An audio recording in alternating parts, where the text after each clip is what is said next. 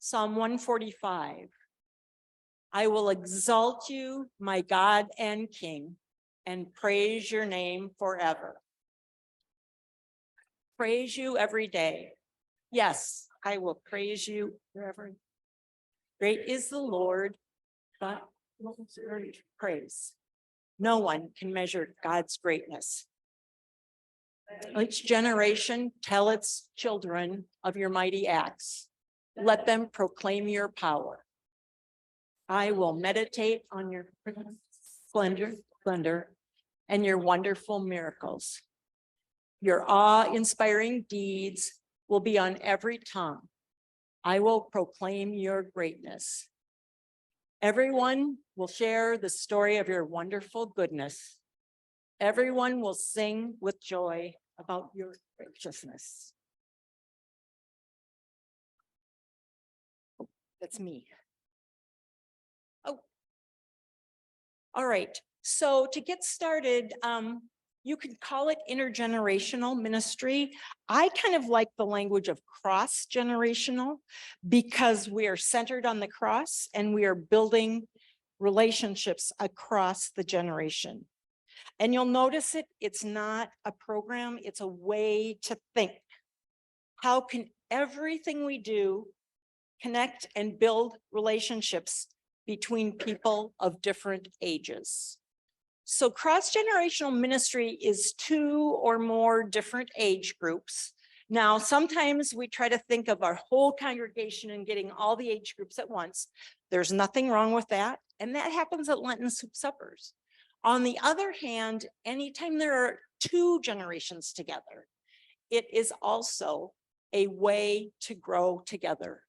And the people are learning, growing, serving, and living together in faith.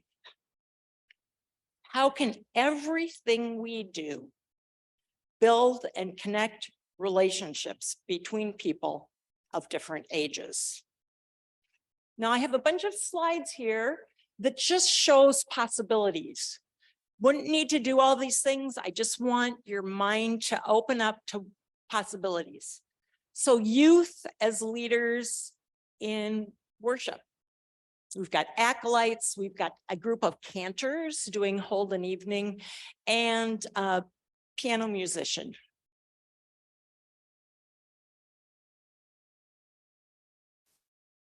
It could also look like a cross-generational Christmas program where everyone that comes to the Christmas program gets a role. It could also look like children coming to the baptismal font and then bringing the water from the font back to people in the congregation.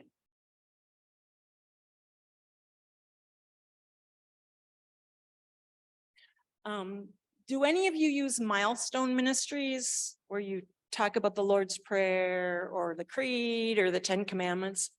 Okay, in my congregation, every milestone, the child comes with a parent or a grandparent. So some of the things that we do are a prayer scavenger hunt, baptism party, Lord's Prayer, Apostles' Creed, God and Gifts, playing with fire, that's learning to be acolytes, and First Communion. But all of those include at least one caring adult. All right, raise your hand if you do something with confirmation.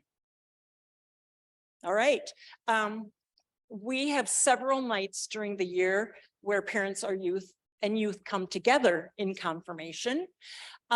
We also have, I don't know, 5, 6, 7 mentors that come every week, and they're not hard to find because they enjoy learning and they enjoy the relationships too. And then something that's taken on a life of its own. For confirmation, our students share faith stories. And so in order to help them get ready for that, we have senior saints come and share faith stories with confirmation kids. And over the last couple years, it's taken on a life of its own, and some young adults or those who are in high school have wanted to come back and share their faith stories with this year's confirmation class. They also will do it on a Sunday morning if we're doing something like for a special something. But just last Wednesday, I got a text that one of the kids who was just confirmed last year wants to share his story. So we've got adults and kids that are like comfortable sharing their story. It's got to be a Holy Spirit thing, because it certainly wasn't me. Okay, serving together. So we've got a couple pictures here of making blankets, tag blankets that we give everyone who's baptized, and serving together in the kitchen. And I don't know if you can see, but we've got lots of generations there cleaning up. And we also do some packing of care packages. The nice thing is you don't have to be a big congregation to turn any service project you do or anything you do into an intergenerational event. And like I said earlier, eating together across generations over soup supper. Oh, and playing together, fun is always great. So trunk or treat, and movement prayers for the Lord's Prayer. And some characteristics you might want to think about is integrated into the life of the congregation. There's something that your congregation does, and then you can bring people together around the table. Relational, faith sharing, experiential, flexible, ritual, variety, children and youth and leadership, hospitable to those involved, worship, movement, arts, music, service, fellowship, food, practice, stories, and playful fun. And you will see and hear some stories about that from other people here too. So thank you. Next.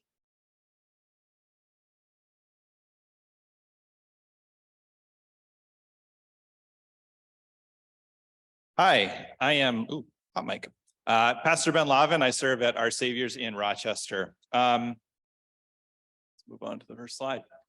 In October of 2016, my colleague at the time, Pastor Fred Rengstorff, went with Deacon Carole Joyce to a cross-gen ministry conference led by Rich Melheim. When Fred got back, he came into my office and handed me this book and said, "We should do this." And if you were fortunate enough to know Fred, you know how enthusiastic he could be about things. He was very enthusiastic about this. So after hearing some more about his experiences at the conference, we began to work toward the goal of ending all Sunday school and confirmation classes. Yeah, that's a big goal.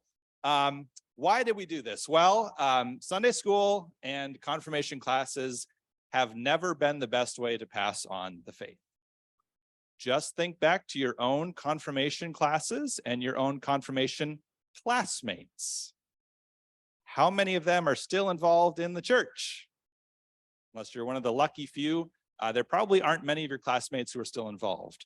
Think about your kids, your grandkids. There's probably even fewer still involved. And if they do still attend, and if you still attend, it is probably not as a result of you attending those classes. Rather, it's a result of you being part of a community of believers who cared enough about you and took interest in you. The reason I am still part of the faith community isn't because my family made me go to all the Sunday school classes, although they did.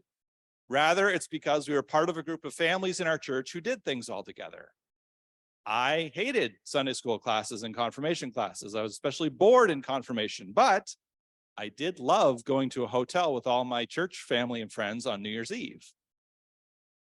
So instead of the school model of faith formation, which focuses on making sure that kids graduate, we wanted to try to build a community model of faith formation. So we spent the next 8 or so months having conversations with all the different groups of people in our congregation. The quilters who are meeting, we would sit down with them and have coffee and talk about this. We would sit down with anybody we could to talk about what this new faith formation model would look like, even though we didn't exactly know what it would look like. So we did that. And in September of, whoops, I went too far. Man, I gave it away. All right. in September of 2017, we began Gift, Growing in Faith Together. This was a blending of worship and faith formation. We kept the traditional flow of worship, gathering, word, meal, and sending, but we messed with all the parts of it, making it more participatory and experiential. It's now 5.5 years after we started Gift, and unfortunately, our congregation has shifted away from it. It didn't quite gain the traction that we hoped it would, but we learned from it. On the positive side, we learned that our goals were right. Those who participated in Gift grew immensely. There were a few families who weren't really regular attenders, but after trying Gift, they were there nearly every week. When visitors showed up, they felt comfortable helping to volunteer in the service. We didn't ask anybody to sign up to do anything. We just said, okay, who's here who wants to serve communion? And families would volunteer. First-time visitors would volunteer sort of right off the bat to help serve communion. That doesn't happen in church normally. We also had a dedicated group of older folks who loved that service. So it wasn't just for kids and young families. It truly was cross-generational across a bunch of different generations. But not everything was positive. So on the negative side, we learned that first, if people who participate in something don't share about why that's meaningful to them and invite others to join them, it doesn't matter how great that thing is, it will not grow. This is the nature of Gift. It's also true of a lot of different aspects of church life. If we don't share why something is meaningful and directly invite others to join, it will not grow. Second, the pandemic was extremely damaging to something that is participatory, experiential, and depends on face-to-face interactions. We were kind of hitting a midpoint of our trials about this, and the pandemic hit, and that threw everything for a huge loop. Lastly, we underestimated how much people, especially older generations, view Sunday school and confirmation as a marker of a healthy church. It does not matter that when asked, people generally reported having terrible experiences in confirmation. It does not matter that when people do not want to teach Sunday school or confirmation. It does not matter that the whole point of school is to graduate and never ever return to the building again. It does not matter that even though families were really truly growing in their faith together, because we did not have Sunday school and confirmation classes, people felt that the church was dying. But despite the fact that things didn't work for Gift, we did get one really great thing, and I want to highlight that for you now. Carole and Nikki, if you could please pass those out to people. We got a new liturgy for confirmation, because even though we don't have classes, we still confirmed our young people. We shifted our confirmation focus, our confirmation program, from being the act of being confirmed at the end of the process to a beginning. The rationale for why we really wanted to make it a beginning is because we all talk about confirmation as being a beginning, but everything we do makes it look like it is an ending. Whoop, that's not it. People wear white gowns, they get flowers, they have their family there, they get a certificate, they all have a party. That feels like graduation. And that was the thing we were telling them about and reinforcing for them. So we shifted in our confirmation liturgy, and you have it here today. I want to focus on a couple aspects of it. We took and blended the parts of the traditional affirmation of baptism service along with the welcome to baptism liturgy and some pieces that we came up with on our own. So the first, it may feel like semantics, but we are intentional in talking about how our young people are being affirmed in their faith rather than our young people affirming their faith. We wanted to make sure the action here is on God and the congregation, lifting them up and supporting them, rather than on them making some sort of final statement on their beliefs. How can they honestly be expected to make a faith statement if this is merely the beginning of a new stage of their faith journey? Second thing, the confirmands line up facing the congregation rather than facing the altar. Again, the emphasis here is on the congregation supporting them and making promises to them, but also since these young people are becoming adult members of the congregation, they are making promises to that congregation. They're not breaking promises to God, they're making promises to the people of the congregation. Third, and you'll notice that toward the beginning there, we have our confirmands ask a big question. Not a faith statement, we have them make a big question. So that is, I think, on page 2. Or right there, sort of at the bottom of the page. On bottom of page 1, top of page 2. We have them ask this big question, and then the congregation promises that they will pursue this question with the confirmands. So it isn't just that it's their own thing and it's just sort of hanging out there. It is part of the congregation's promise to help support them that they own this question too. We are growing in faith together, and it's something that our young folks don't have to deal with alone. And there are so many questions that our young people have that our older members have also had throughout their lives. And so what better way to sort of have a cross-generational experience than have young people asking old people about these questions and old people saying, this is how I've dealt with it through my life. Fourth, moving on here a little bit, on page 3, we have them being marked with the sign of the cross, and this comes from the Welcome to Baptism liturgy. We wanted to add this because it specifically calls attention to all sorts of bodily expressions of living out our faith. So we have the parents there, and they take time to mark the cross on these various parts of their children as they are talking about this. Our congregation has a history also of from when kids are really little coming up to the baptismal font and marking their parents and being marked by their parents with the cross. So this is a continuation of that into their confirmation liturgy time. Fifth, and again, we'll flip through this a little bit to the page 5 and 6, bottom of page 5. Yeah, we'll just do bottom of page 5 for now. This is the actual affirmation part, the part that is in our traditional confirmation liturgy. We altered all of the verbs here to be active and ongoing.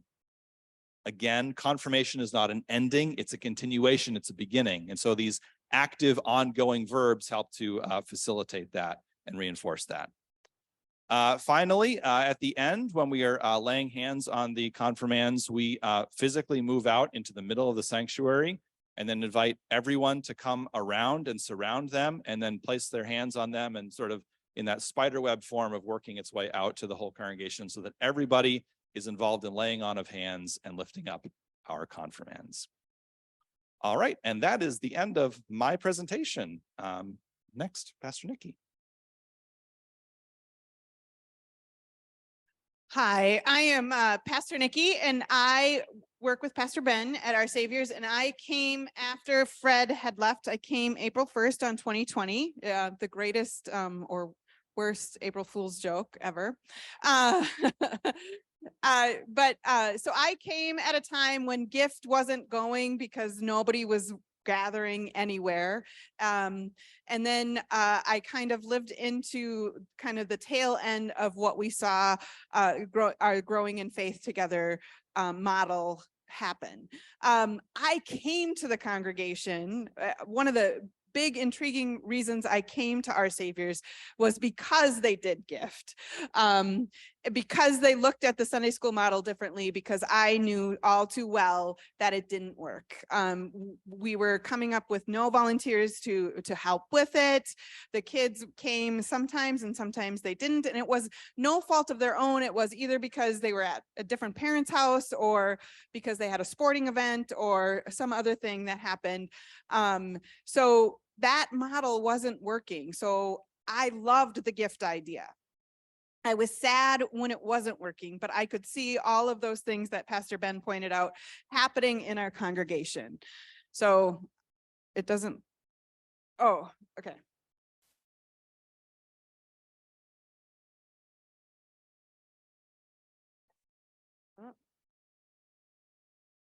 Oh, yeah. So this is what we did. We took our gift program and our worship service, and we said, what is really good with our gift worship service? And some of the great things that happened were kids were involved. Families were involved in parts of the service. And so we kept those. And then we said, but we need a little bit more for these young families. How do we do that? We don't want to do Sunday school again. We're not going back there. So how can we make this work? So we developed worshiping arts. And so what that is we did not want to be worship service and Sunday school time. We wanted it to be complementary. So we wanted them to come to worship service as a family and then follow it up with maybe some time just for them to explore the story that they just learned about. So our model of worshiping arts came out of that. It's like 30 minutes maybe after worship service, and they go and do different things. So they will go between, our music director will take them one Sunday. They'll lead them through some songs for 30 minutes. Our bell director will take them and they get to play chimes one Sunday. And then one Sunday we have this great volunteer who loves to do crafts. And so she will lead them through crafts that are developed on that story. And then one Sunday, Pastor Ben or myself will lead them through an activity on that story. So I have some pictures here that illustrate, if I know what I'm doing. So this is the music segment. So you can see there's some singing, there's bells, and we invite the families to be there as well. And sometimes we have the grandparents there. Sometimes we have other caring adults who just want to know what's going on. They come in and help out during that 30-minute time as well. And then when they sing, our choir director has had them part of the choir. So when they sing, they'll practice something and then they'll sing during the worship service all together. And I think this time they had kazoos. So that was really fun for the kids to get up there and do that with the choir. It's been, and they love playing the chimes. That is like their favorite thing ever. And to put those gloves on and to play those chimes. And then they played in a worship service. I did have a video of it, but I wasn't as tech savvy to get that to get in there. This is a craft time. Like I said, we have a great volunteer leader who leads them through a craft on the story. I think there's some stuffing there that they're playing with, and they showed some of their stuffed animals that they've made. We always try to incorporate it with the story. Over here in the left, he's doing a prayer bowl. So one of our stories was on that. It's really inexpensive, and they love it. And you will also see that there's families helping out there throughout all of it. We did tie blankets too, as part of one of our times together. And then activities. Down here is a scavenger hunt. We had them blowing mustard seeds across the table for the parable of mustard seed, and then building blocks for one of the stories. So just things that you have. I'm not an expert at this. This is just what we have picked up on. It's not hard. And like Carole was saying too, it's what you do already. Just do it together with other people.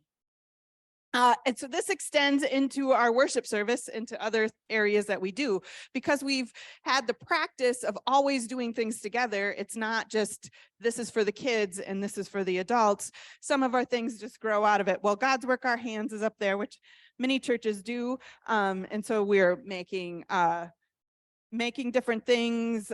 We had some out serving. Down here is Pastor Ben at the baptismal font. So that takes place during our worship service.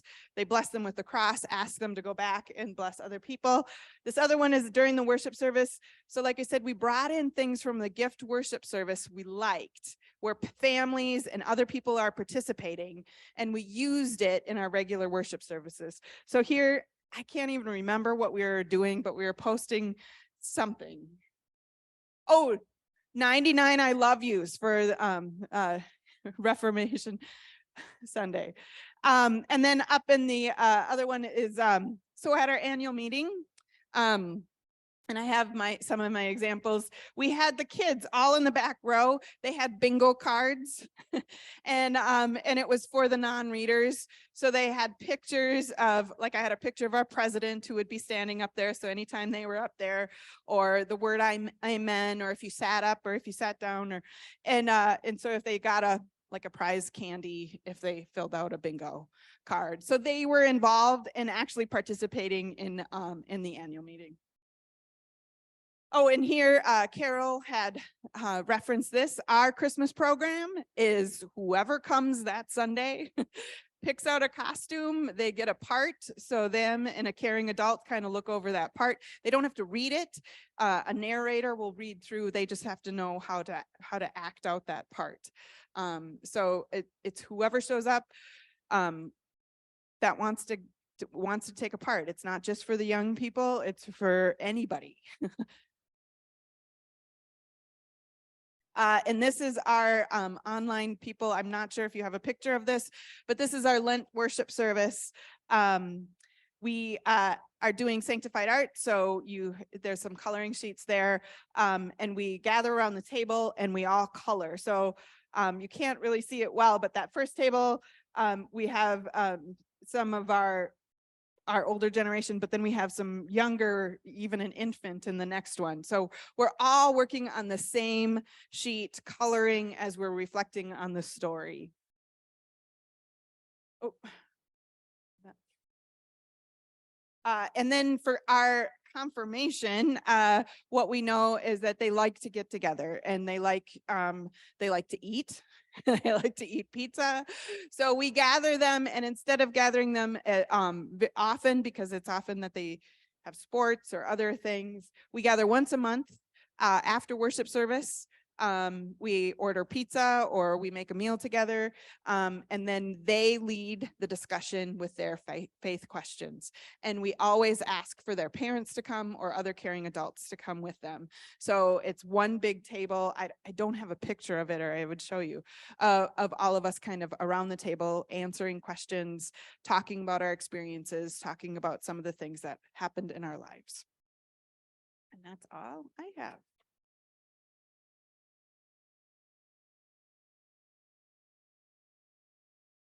Hello, I'm Pastor Carole Eric Gentes at Good Shepherd in Rochester.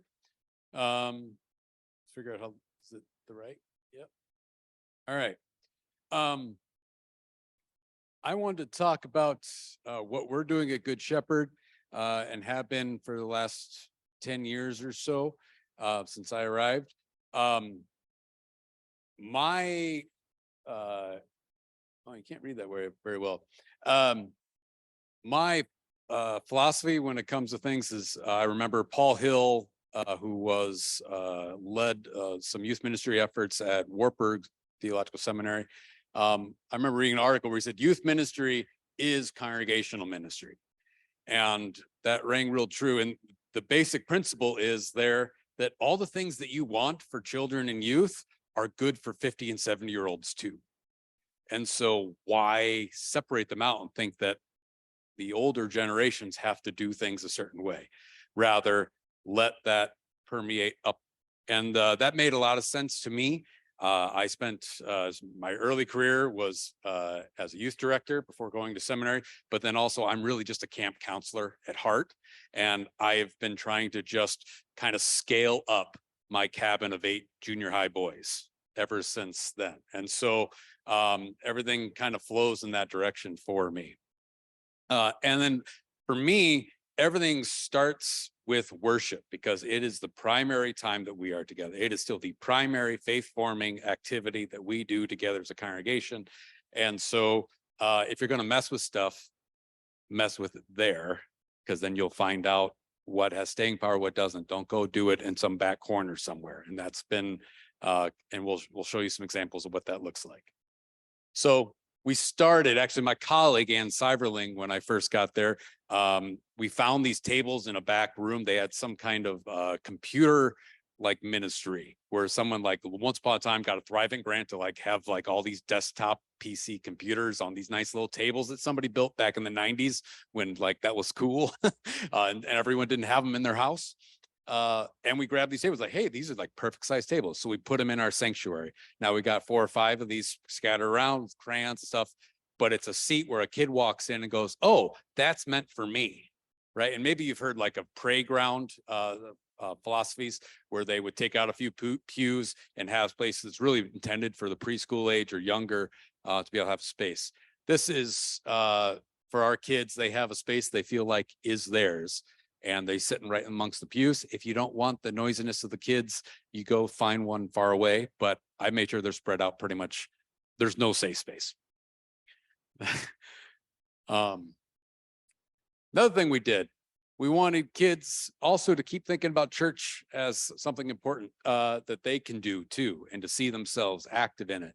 So we created a mini version of our chancel area. You can see the pulpit, our altar, and our font, and we made miniature versions of those.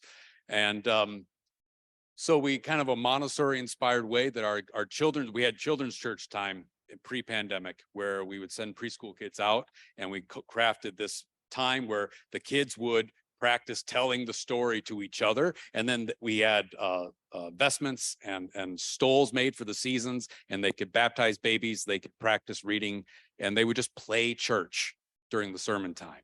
And we would read the story again to them, and then just let them play church and have fun playing church. Big question of where did this go? When we built this, where should it be? We had a preschool room that was down around the corner, and it was a good sized space. We could have it set up all the time. And we quickly decided, no, not there. This is right in the middle of the narthex, right next to where all the adults drink their coffee. And right before you walk in the door, it's a beautifully lit space. It's the first thing you see when you walk in our building. But you walk in and you see kids playing church right in front of you while you're drinking your coffee. And it makes you feel pretty good, right? And it sends a message to everyone who walks in your building that you privilege and you have a special place for kids. Prayer conversations. I was pushing pretty hard to my congregation that there's a bunch of people in their 50s and on up. They're starting to worry about their grandkids not going to church. And I told them, well, have you talked to them about your faith? And most of them will no, right? Because and I said, well, what do you want? If you can't express to them why it's important and why it's valuable to you, then we've got a problem. So what I want you to do is I want you to, if we can't talk to people, we need to be able to, we have to find a way to talk to each other. So after the sermon, before we would pray the prayers of the church, we started this pattern where we would make them get into groups of 5 or 6 people in the middle of worship, and they were supposed to talk about what they just heard in the sermon and what they should pray about as a community. And so we'd give them 3 to 5 minutes and start talking to one another. This made some people horribly uncomfortable. Some people thought this was great. And still, a number of people just sat there with the crossed arms and stared me down the whole time. We had some people leave the church. They said, enough, we're not going to do, you're ruining my church experience by making me talk to other people. But know what else happened? And I'm going to try to say this without crying. We started doing this back in 2015 or so. We have kids now that this prayer, we stopped doing it after a while, but we have kids now when we come to prayer time in a sanctuary with 90 to 120 people in it, who we take prayer requests from the congregation.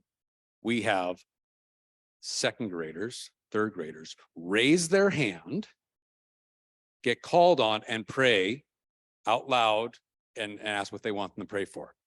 And I'll tell you, what do those kids pray for? They pray for the homeless. They pray for Ukraine. They are outward thinking people. And while all the other people around them pray for their aunt or their uncle or somebody else they know, our kids are thinking about the community and the people around them. And it's cultivated because those kids were part of the prayer conversations, hearing their parents and the people around them talking about what they just heard in the sermon and thinking through what does that mean, what I should do. And so that has grown into now this lasting kind of generation of kids who just think this is what you're supposed to do. But it was important. And I think on all three of these things, where you do it is important. Claiming the space that supposedly belongs to adults and say, no, this is a place for kids. And we're going to take the time to do these things that are directed towards kids, but also not just for kids. It was for everybody, right? The next piece, I don't know if I believe we're a content creation generation, or at least particularly these kids, anyone under the age of 25. You go ask a middle schooler or a late elementary schooler, what do you want to be when you grow up? You know, it's not astronaut and fireman anymore. It's YouTube star. It's probably number one. They think it's easiest thing. Just get a camera. Mom and dad gives me a channel and I can go and be a YouTube star. So they're used to seeing people their age creating stuff, creating content for you to watch.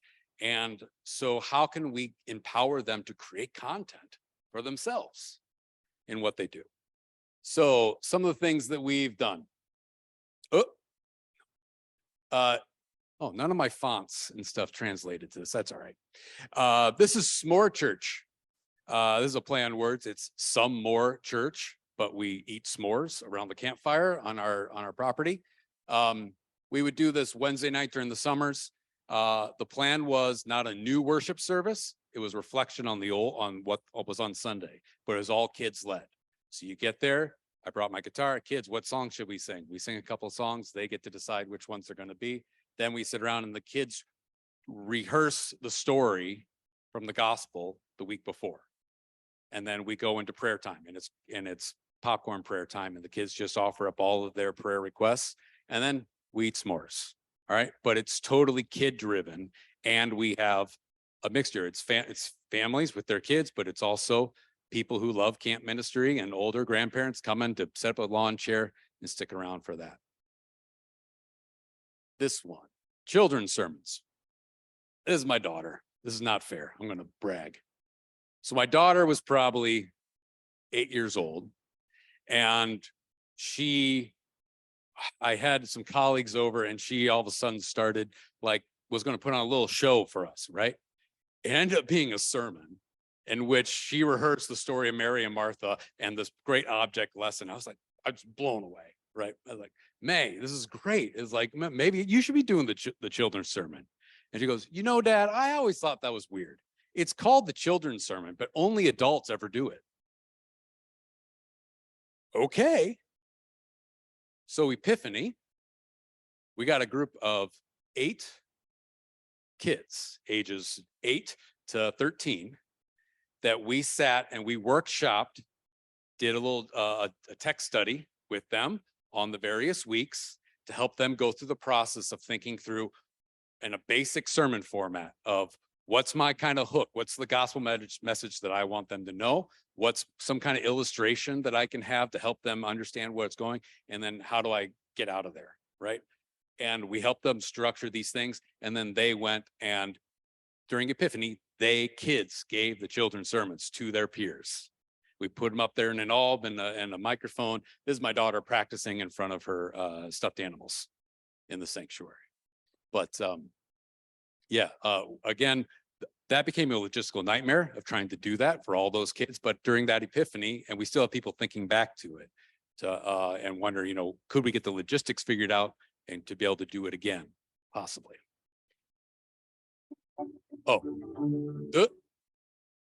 We'll watch this, but we all went on to YouTube or some variation of that. All right. So during the pandemic came Christmas Eve. We were not going to be meeting together. What are we going to do?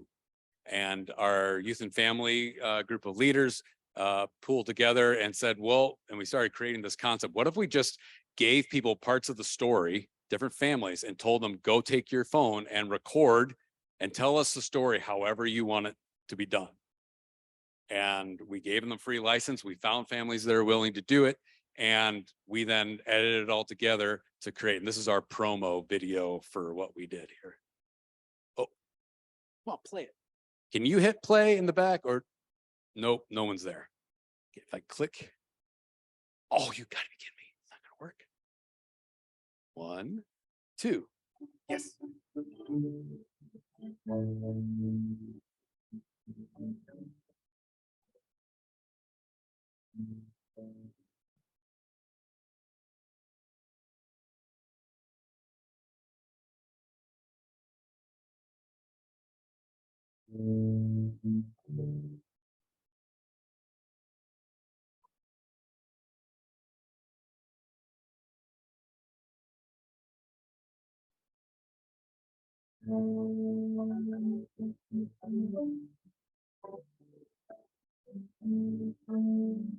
So you saw in there, when you gave kids in charge, you saw, I don't know, they saw them using their toys, using little cutout things, using Roblox. If you saw the one that looked like a video game, they put in Roblox and did a screen record of the whole, using a llama instead of a donkey. It was absolutely wonderful.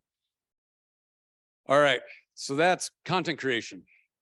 Now, yeah, none of my titles translated. Okay. We did some visioning as a congregation last spring.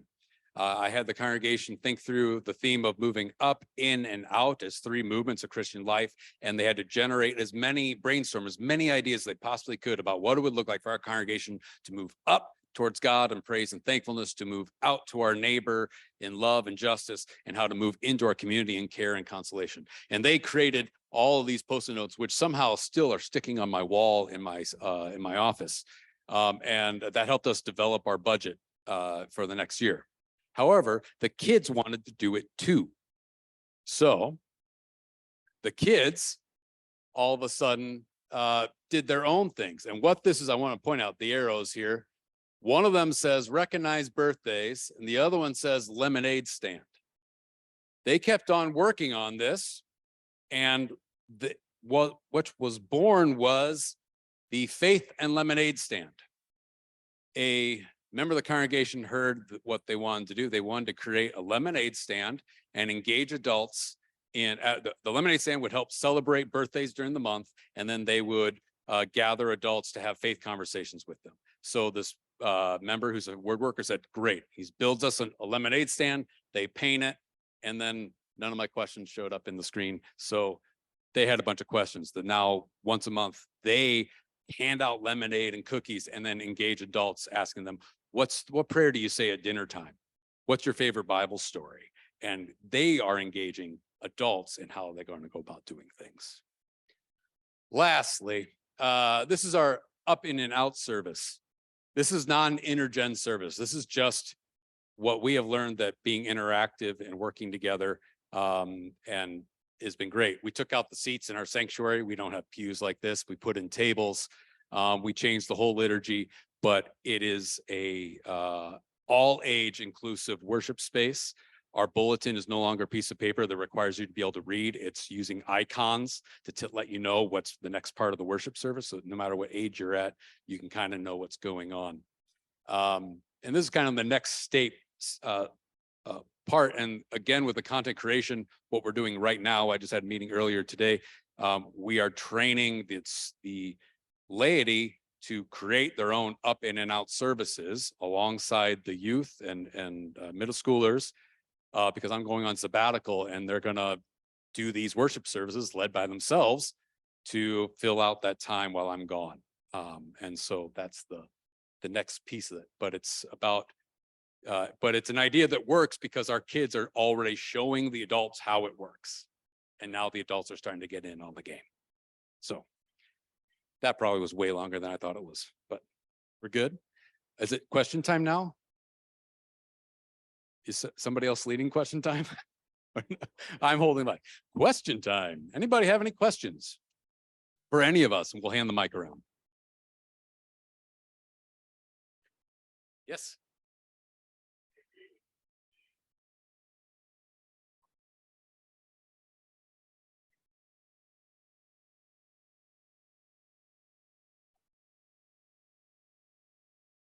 Mm-hmm.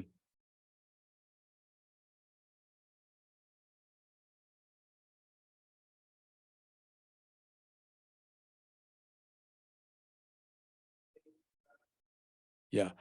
From us. So like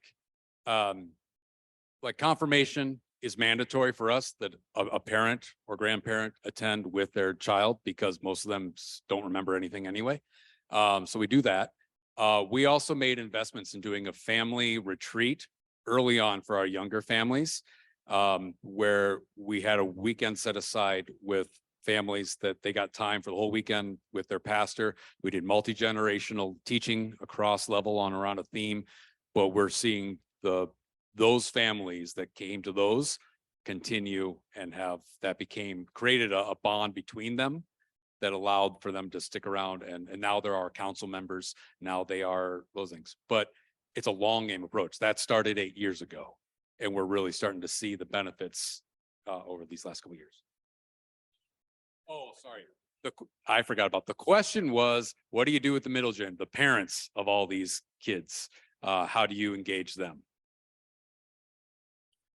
For our congregation, I too would say 7 years to change a culture. So you tell the story over and over to parents that you are the primary faith shapers of your kids.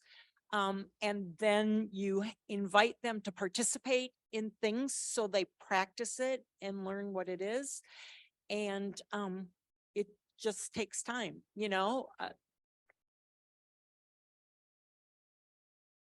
Yeah, same thing for us. I mean, one of the benefits of ending all Sunday school classes, you can do something different. And that different part was, parents, you are going to be with your kids experiencing and growing in faith together. And like that's just what it was. We also had a system where we could call them godparents. If there was a child who did not have an adult to be with them during this time, we had a whole congregation full of people who could come and be that caring adult, that godparent for that child.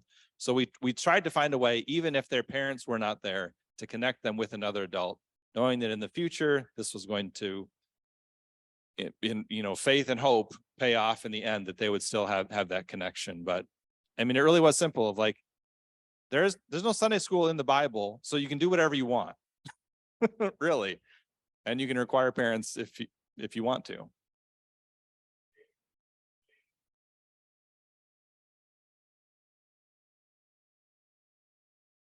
Yeah, the comment was, we did make it mandatory that some adult was with the child, and all of us have done that, yeah, in one form or another. We also couldn't get Sunday school teachers anymore. So, and because your parents didn't want to go sit in a room and miss out on all of this other stuff because they were missing out on their friends. And so we said, okay, let's not do that anymore. So we found ways we still do a Sunday school. It's smaller and it's less time intensive for other people, but we also do, most of our stuff allows adults to mix with other adults at the same time that they're with their kids too, which I think is a big thing too, building those relationships. Another question.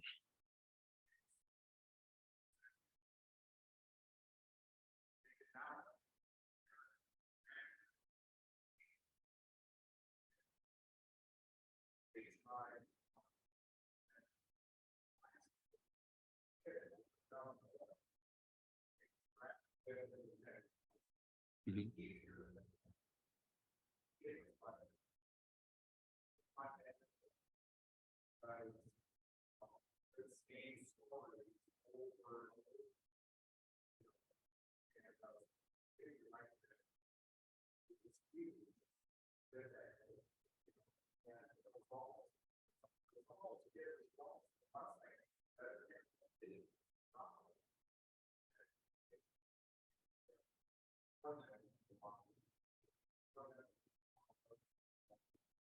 Mhm.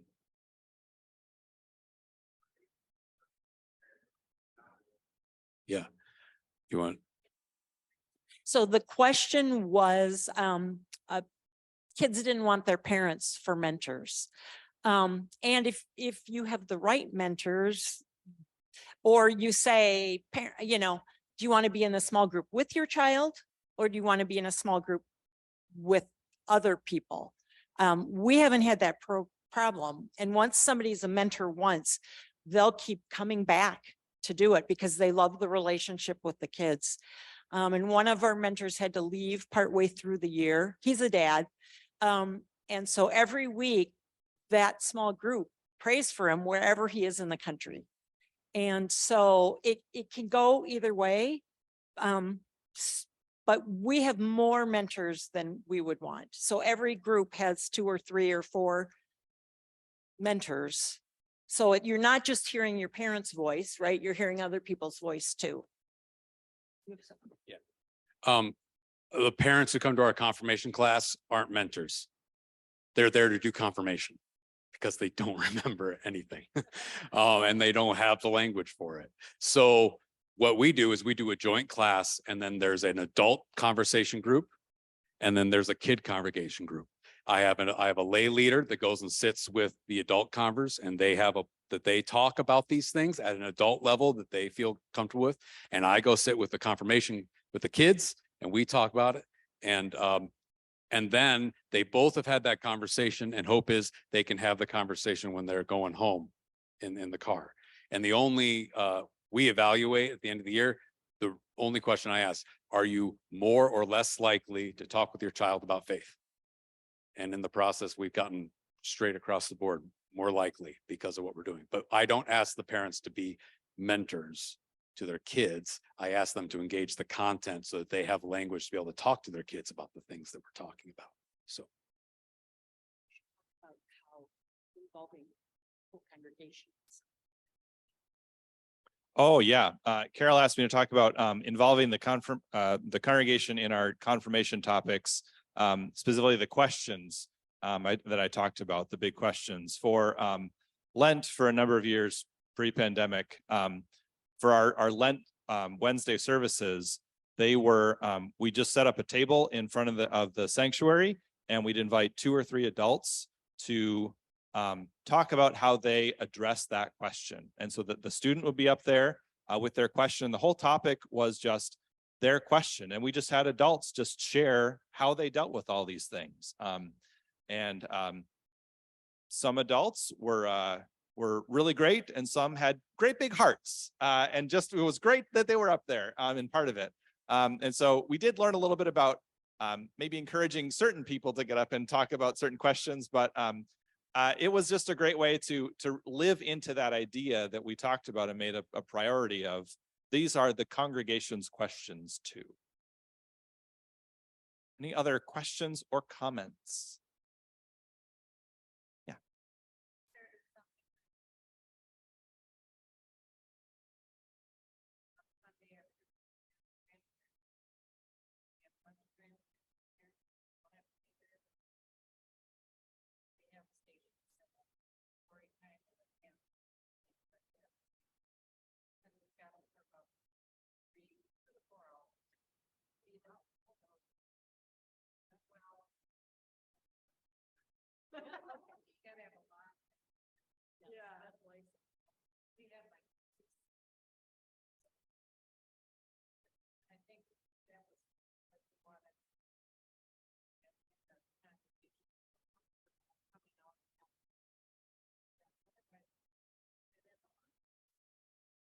The comment is that they started grandparent camp, and so they'd invite parents to bring the kids off. They have a bunch of different stations, the different grandparents set up in different areas, doing things to help build these connections and help the older folks feel comfortable around the kids, and vice versa. Yeah.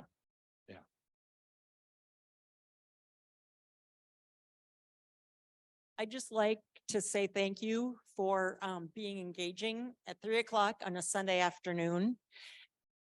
So thank you very much. And thank you for the ways that you'll take a nugget or 2 home from here and lead into it in your congregations. And I think everybody is supposed to come back here at 4 o'clock. But if we don't stop, people may not come in. So if you're okay, we'll say it's time. And thank you.